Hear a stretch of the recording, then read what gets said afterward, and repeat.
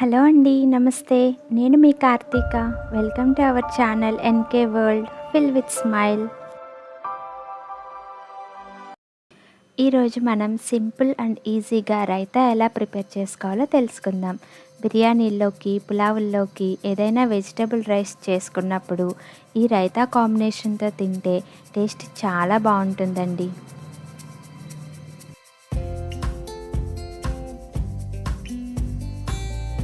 ఒక బౌల్ తీసుకొని అందులో 400 గ్రామ్స్ పెరుగు తీసుకుంటున్నాను. తర్వాత సన్నగా కట్ చేసుకున్న పచ్చిమిర్చి, ఉల్లిపాయ సన్నని తరుగు, సన్నగా తరిగిన కొత్తిమీర, చిన్న ముక్కలుగా కట్ చేసుకున్న హాఫ్ టొమాటో, 1 టీ స్పూన్ మిరియాల పొడి, 1 టీ స్పూన్ సాల్ట్ వేసుకొని బాగా మిక్స్ చేసుకోవాలండి.